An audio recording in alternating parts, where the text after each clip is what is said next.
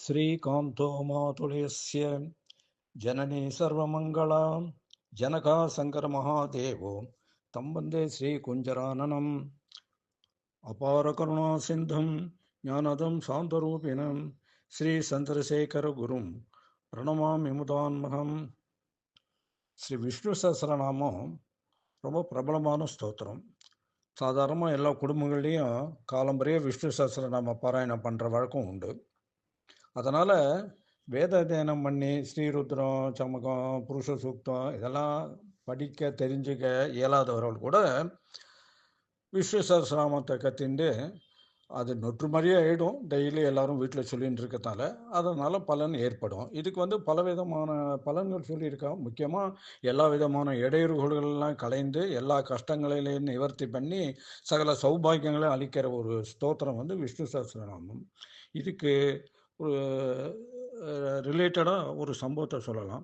1978 April மாதம் 16 ஸ்ரீ மகாபெரிவா வழக்கம் போல் காலம்புற 3 மணிக்கு எழுந்துட்டு காஞ்சி காமாட்சி அம்மன் கோயிலுக்கு போயிட்டு தரிசனம் பண்ணிட்டு அங்கிருந்து கிளம்பி ஸ்ரீமடம் போய் ஸ்ரீ சுரேஸ்வராச்சாரிய சன்னதியில் தரிசனம் பண்ணிட்டு நேராக கீழாம்பின்னு காஞ்சிபுரத்து பக்கத்தாவில் ஒரு இடம் இருக்குது. அந்த இடத்துக்கு அந்த கிராமத்துக்கு கிளம்பி பாத யாத்திரை கிளம்பி போயிட்டாலாம்.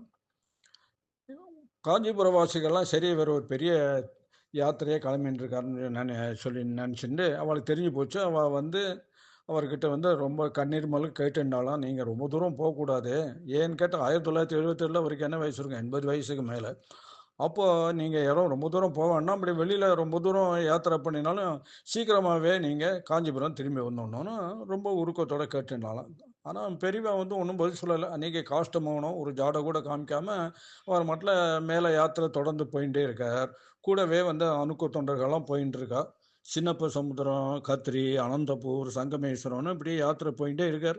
ராஜாபுரம்னு ஒரு கிராமம், அந்த கிராமத்துக்கு போயிட்டு அன்றைக்கி நைட்டு தங்கிட்டு மறுநாள் காலம்புற அல்ப துவாதசி ஒரு 10 மணிக்கெல்லாம் பாராயணம் முடிச்சுட்டு அங்கேருந்து கிளம்பி அங்கிருந்து திம்மாஞ்சேரலான்னு சொல்லிட்டு அந்த திம்மாஞ்சேரலாவுக்கு 30 கிலோமீட்டர் தூரத்தில் கிளம்பி யாத்திரைக்கு கிளம்பிட்டார். போயின்னு இருக்கா. ராத்திரி நேரம் வந்துடுது. ராத்திரி நேரம் வந்தோடனே நல்ல மழை பிடிச்சின்னு எடுத்து போகிற பாதையெல்லாம் ஒன்றும் வழியே தெரியல. முன்னாடி ஒருத்தர் பாவம் அந்த டார்ச் லைட் அடிச்சுன்னு போயின்னு இருக்கார், ஒரு தொண்டர். அந்த வெளிச்சத்தில் இவெல்லாம் போயின்னு இருக்கா. ரொம்ப கும்மிருட்டு, சேரு சகதி வழிக்கு விட்டுருக்கு எல்லா இடத்துலையும்.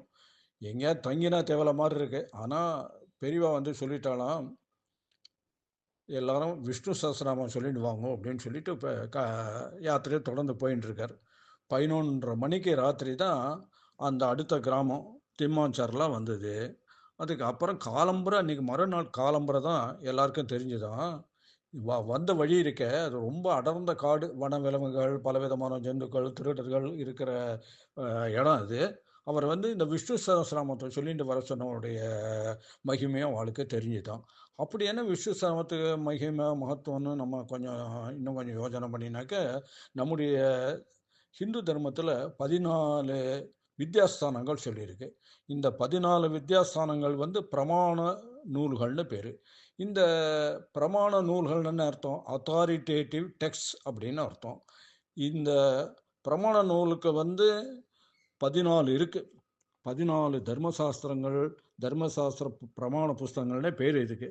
அங்காணி வேதாச்சத்வாரே மீமாம்ச நியாச விஸ்தரா புராணம் தர்மசாஸ்திரம் ச வித்யா ஹேதாச்ச சதுர்தசான்னு மனுஸ்மிருதியில் சொல்லியிருக்கு. சதுர்தசன தசனம் 10, சதுர் 4, 14 சாஸ்திரங்கள். அதில் என்னென்னு கேட்டால் வேதங்கள் 4 வேதங்கள் இருக்கு. யஜுர் சாம அதர்வண வேதம் எல்லாருக்கும் தெரியும். அங்காணி அந்த வேதங்களுடைய அங்கங்கள் என்ன? சிக்ஷா, வியாக்கரணம், சந்தஸ், நிருக்தம், ஜோதிஷம், கல்பம். இது ஒரு 6 ஆச்சு. 6 நாளும் 10. அதை தவிர மீமாம்சங்கிற கர்ம மார்க்கத்தை பற்றி சொல்கிற சாஸ்திரம் மீமாம்சம். அப்புறம் நியாயம். நியாயம்ங்கிறது யுக்தி சாஸ்திரம். புராணம், இதிகாசம். இது ஒரு கிளப்பு, 2 சேர்த்து கிளப் பண்ணி ஒரு இடம் புராணம். தர்மசாஸ்திரங்கள். இதை 14 சேர்ந்து நம்முடைய வித்யாஸ்தானங்கள். இந்த வித்யாஸ்தானங்கள்னு சொன்னால் கூட அறிவு கொடுக்கக்கூடிய ஸ்தானங்கள் மட்டும் இல்லை, அறத்துக்கும், அதாவது தர்மத்துக்கும் அதுதான் இருப்பிடம். அறிவுக்கும் அறத்துக்கும் இருப்பிடமான ஸ்தானங்கள் இந்த 14 வித்யாஸ்தானங்கள். இதில் வந்து புராணம்னு சொன்னேன் இல்லையா, அதில் அந்த 14 ஒன்று. இந்த புராணங்கிறது என்னது, அதோட இதிகாசம்னு கம்ப்ளைண்ட் பண்ணிக்கிறதுக்கு அது ஒரு தனி முக்கியத்துவம் உண்டு. இதிகாசம்னு சொன்னாக்க இதி ஆசம் அன்னா இப்படி நடந்ததுன்னு அர்த்தம். இதி இவ்வாறு, ஆசம் நடந்தது இருந்தது அப்படின்னு அர்த்தம். அதில் வந்து இதிஹாசம்னு சொல்லும்போது அந்த ஹங்கிற சப்தம் வந்து கூட வருது. ஹனாக்க சட்டன்லி, நிச்சயமாகன்னு அர்த்தம். இதி ப்ளஸ் ஹ ப்ளஸ் ஆசம், இதிஹாசம். இப்படித்தான் நடந்தது, இப்படி நடந்ததுங்கிறது இதிஹாசம். இதிஹாசம்னு சொல்லும்போது இப்படித்தான் நடந்தது அப்படின்னுட்டு அர்த்தம். அப்படி இப்படித்தான் நடந்தது எப்படி எவ்வளவு தீர்மானமாக சொல்ல முடியும்னு கேட்டால், இதிகாசங்கள் எவ்வளவு? 2, ராமாயணம் மகாபாரதம். ராமாயணத்தை எழுதின வால்மீகியும் மகாபாரதத்தை எழுதின வேதவியாசரும் அதுலேயே அந்த கதைகளிலே அங்கமாக இருக்கா. அவளும் வந்து அதில் ஒரு கேரக்டர். அதனால் அதுக்கு வந்து ஒரு அத்தாரிட்டி ஜாஸ்தி. இந்த மகாபாரத கதை இருக்கு, அதுக்கு வந்து ரொம்ப ஒரு பிரఖ్యాதி பெற்றது விஷயம் அது, நூல். அதில் வந்து எது இருக்கோ அது எல்லாத்துலேயும் இருக்கலாம், மற்றதுலேயும் இருக்கலாம். ஆனால் அது எது இல்லாததோ அதில் இல்லாத வேற எங்கேயுமே கிடையாதுங்கிற அளவுக்கு அதுக்கு பெருமை உண்டு. தர்மேச்ச அர்த்தேச்ச காமேச்ச மோட்சேச ஏத்து இக ஹஸ்தி தத்ர அந்நேத்திர. தர்மார்த்த காம மோட்சத்தை பற்றி இதில் என்ன சொல்லியிருக்கோ, எது இக ஹஸ்தி எது எங்கே இருக்கோ, தத்து அந்நேத்திர வேற எங்கேயும் கூட இருக்கலாம். எது ந இஹஸ்தி எது இங்கே இல்லையோ, தத்து ந குத்திரச்சித்து அது எங்கேயுமே இருக்காது அப்படின்னு சொல்கிற அளவுக்கு மகாபாரதத்துக்கு வந்து ஒரு பெருமை.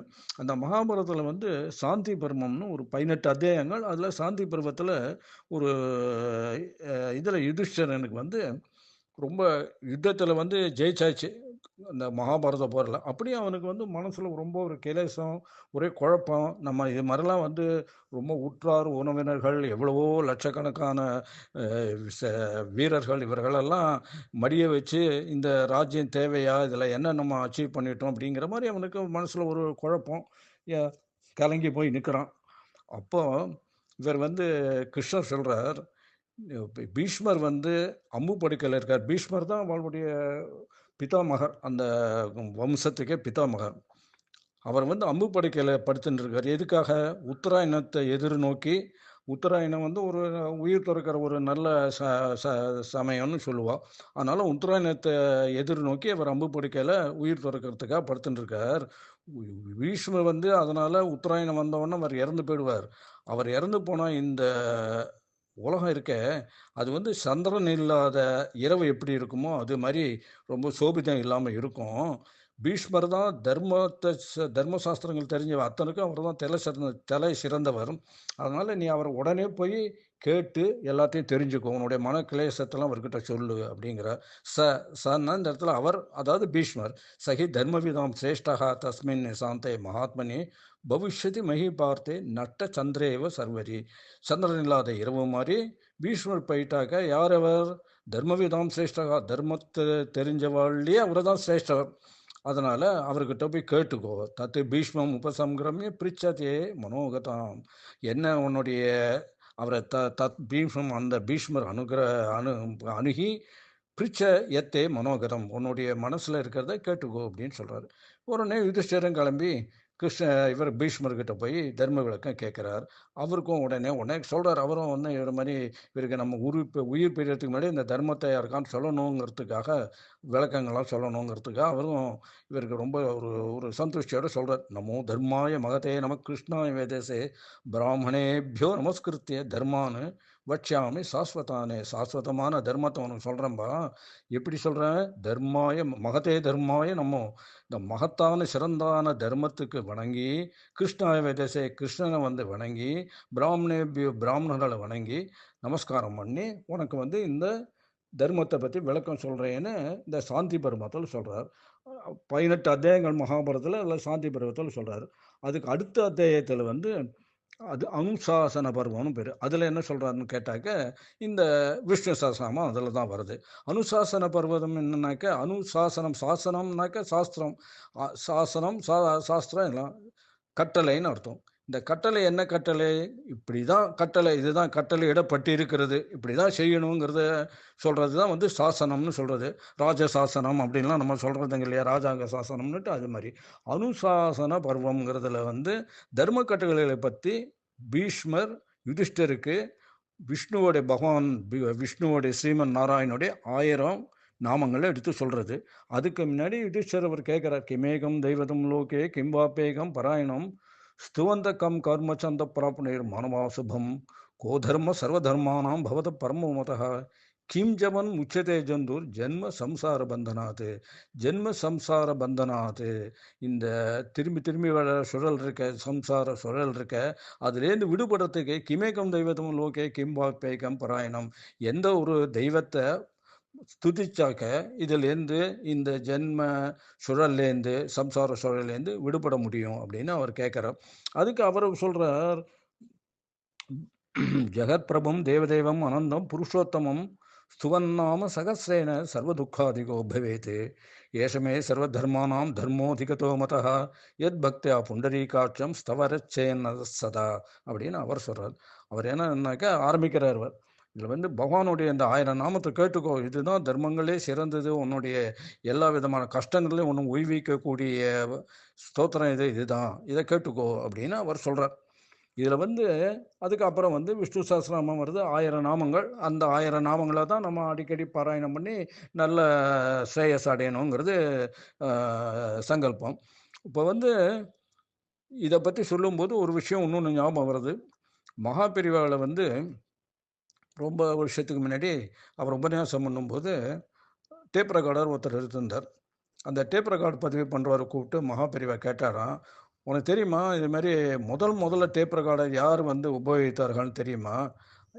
எந்த வஸ்து வச்சுன்னு இது பண்ணினான், டேப் ரெக்கார்டிங் பண்ணினான் தெரியுமா அப்படின்னு கேட்டாராம். அவருக்கு ஒன்றும் தெரியல. இவரே சிரிச்சுன்னு பதில் சொன்னாராம், இந்த பீஷ்மர் இப்போ சொன்னேன்னு 1000 நாமங்கள் சொன்னபோது எல்லாரும் ரொம்ப ஒரு கவனமாக கேட்குறா, உன்னிப்பாக கேட்குறா. 1000 நாமங்கள் பகவானுடைய சொல்கிறார், இதுதான் எல்லாம் தர்மங்கள் சிரேஷ்டன்னு சொல்கிறார். ஏஷமே சர்வ தர்மானம் தர்மோதிகத்துவமத்தெல்லாம் சொல்லியிருக்கார். அதனால் இதை வந்து கவனமாக கேட்கணும்னு அத்தனை பேரும் கேட்டுன்னு இருக்கா. ஆனால் ஒருத்தரும் அதை வந்து ரெக்கார்ட் பண்ணிக்கல, எழுதி வச்சுக்கல. அப்போ கடைசியில் முடிஞ்சதுக்கப்புறம் யுதிஷ்டர் கேட்டாரா, யாரானே இதை வந்து நோட் பண்ணி வச்சுட்டு இருக்காளா, எதுக்கு நோட் பண்ணி வச்சுக்கணும்னு கேட்டால், வர போகிற சந்ததிக்கும் இதனால் வந்து ஒரு பிரயோஜனம் இருக்கணும் இல்லையா, அதனால் வந்து தான் மட்டும் ஒரு நன்மை அடைஞ்சால் போகாது, வர சந்ததிக்கும் இது கிடைக்கணுங்கிற ஒரு நல்ல எண்ணத்தில் அவர் கேட்குறார், யாரானு இதை எழுதி வச்சுட்டு இருக்காளா அப்படின்னோடனே ஒத்துருமே இல்லை.